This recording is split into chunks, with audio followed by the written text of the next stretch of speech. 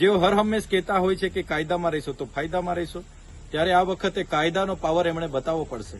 મોડે મોડે પણ મનસુખભાઈ વસાવા જાગ્યા છે ત્યારે આનંદ થાય છે. અમારી લાગણી ને માગણી છે, ગુજરાતની જનતાની માગણી છે કે મનસુખભાઈ વસાવા પર જેટલા પણ રાજકીય નેતાઓ, જેટલા પણ બુટલેગરો, પોલીસ અધિકારીઓ જે આ પ્રકારના ધંધાઓ કરે છે એમના નામ હોય તો જાહેર કરે અને એમની સરકારમાં એમના પર કડકમાં કડક કાર્યવાહી કરાવવામાં આવે એવી અમારી પ્રબળ માંગ. ગુજરાતમાં દારૂબંધી છે, પણ કોઈ સાંસદ જ પત્ર લખીને એવું કહે કે આ વિસ્તારમાં ખૂબ વધારે દારૂ વેચાય છે અને એ પણ પત્ર હર્ષ સંઘવીને લખવામાં આવે તો ઘણા બધા પ્રશ્નો થતા હોય છે. ગઈકાલે મનસુખ વસાવાએ એક પત્ર લખ્યો. પત્રમાં લખ્યું કે નર્મદા એની આસપાસ ખુલ્લેઆમ દારૂ વેચાય છે. એના પછી જે આક્ષેપો કરવામાં આવ્યા એ ગંભીર આક્ષેપો હતા. હર્ષ સંઘવીને પત્ર લખ્યો. એના પછી અમે ફોન પર એમની સાથે વાતચીત પણ કરી, ઘણા સવાલો પણ કર્યા, જેના જવાબ રૂપે એમને એવું કહ્યું કે અહીંયા યુવાનો છે એ ખોટી દિશા તરફ વળી રહ્યા છે અને એમને રોકવા ખૂબ જરૂરી છે. એટલે ભલે હું ભારતીય જનતા પાર્ટીમાં છું, હું સાંસદ છું, છતાં પણ અહીંયાના લોકો અને આદિવાસી પટ્ટીમાં જે રીતના ખુલ્લેઆમ દારૂ વેચાય છે એ બંધ કરાવવું ખૂબ જરૂરી છે. જોકે એ સમયે અમે મનસુખભાઈને એ પણ પૂછ્યું કે ચૈતર વસાવા સતત આ મુદ્દે લડી રહ્યા છે તો તમારું શું કહેવું છે. જ્યારે અમે એમને આ સવાલ પૂછ્યો ત્યારે એમણે એવું સ્પષ્ટ કહ્યું કે ચૈતર વસાવા લડે છે, એ ધારાસભ્ય તરીકે લડે છે, હું સાંસદ તરીકે લડું છું અને બધાએ આ વિષય પર લડવાની ખૂબ જરૂર છે. એના પછી એ પત્ર પછી ચૈતર વસાવાની પણ પ્રતિક્રિયા સામે આવી છે, જેમાં ચૈતર વસાવા એવું કહી રહ્યા છે કે હું આવકારું છું કે મનસુખ વસાવાએ આવો પત્ર લખ્યો છે. બધાએ સાથે મળી અને આ જેટલી પણ બદીઓ છે એને દૂર કરવાની ખૂબ જરૂર છે અને એટલે જ આ એક વાત એવી છે કે જેમાં ચૈતર વસાવા અને મનસુખ વસાવા એક થયા છે. તો ચૈતર વસાવાએ પત્ર પર શું કહ્યું તે સાંભળો.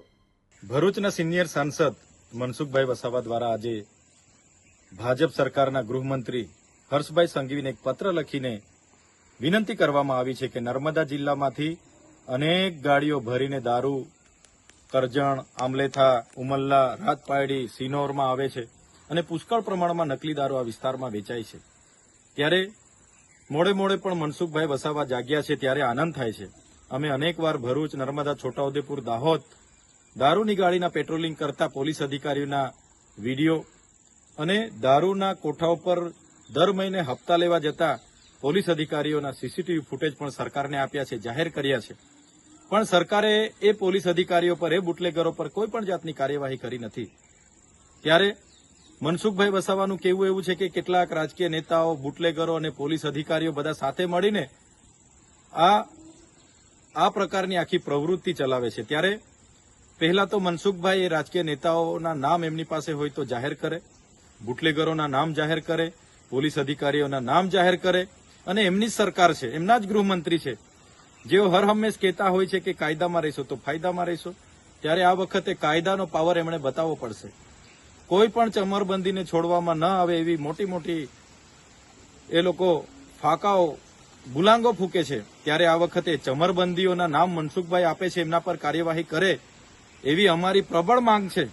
સાથે સાથે મનસુખભાઈ વસાવાને એ પણ હું યાદ દેવડાવી દેમ કે આ વિસ્તારોમાં હમણાં જે ચૂંટણીઓ હતી એમાં ભાજપના નેતાઓ દ્વારા બુટલેગરોને અમે તમને કહેવામાં આવ્યું કે ખુલ્લામાં તમે ધંધો કરજો, અમે તમને ધંધો કરવા દઈશું, પણ અમારા ઉમેદવારને જીતાડજો અને રેગ્યુલર અમારું ભરણ અમારા કમલમ સુધી પહોંચી જાય એવી અહીંના ભાજપના નેતાઓએ બુટલેગરોને કીધું હતું.